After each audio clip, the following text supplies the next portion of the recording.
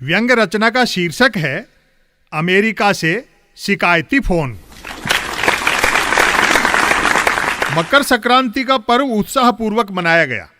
स्वदेशी प्रेमियों ने आत्मनिर्भर होने के संदेश लिखी पतंगें चाइनीज मांझे से उड़ाईं। किसान आंदोलन के मद्देनजर माननीय सर्वोच्च न्यायालय द्वारा गठित 4 सदस्यीय समिति से भूपेंद्र सिंह मान ने खुद को अलग कर लिया। संभव है मान साहब मान चुके हों कि जब कानून ही 3 वापस लेने हैं तो सदस्य 4 होने का क्या मतलब है।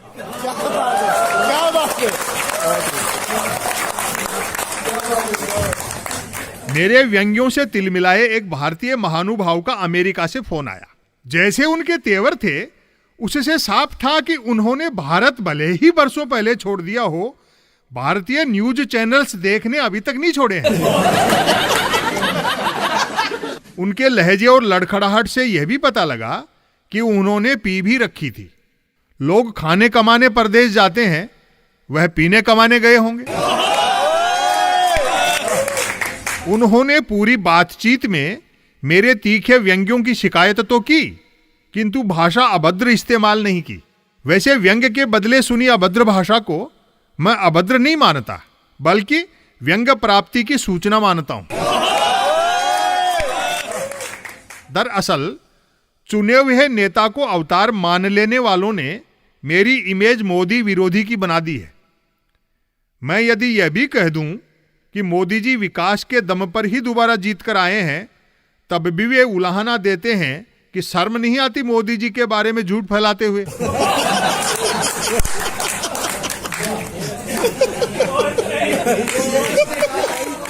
उन सज्जन ने कहा, कभी विपक्ष पर भी व्यंग्य कर दिया करो। मैंने मजबूरी बताई। सवाल तो सत्ता से ही पूछे जाते हैं, कवि लेखक तो खुद विपक्ष होता है, यदि वह सच्चा कवि लेखक हो तो।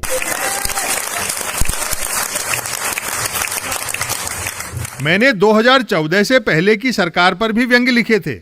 इस सरकार के बाद जो आएगी, जो कि आना तय है, क्योंकि अमर तो अमर सिंह भी नहीं होते, उस पर भी लिखूंगा। उन्होंने आक्रोश व्यक्त किया, बैलेंस किया करो, एक तरफा क्यों बोलते हो। मैंने कहा, जी बैलेंस करने के लिए ही तो एक तरफा बोलता हूं।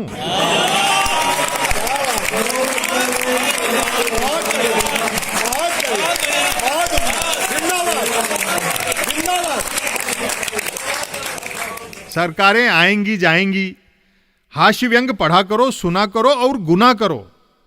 कोरोना काल है, खूब हंसो और तालियां बजाओ। हंसने से इम्यूनिटी बढ़ती है और तालियां बजाने से वायरस मरता है।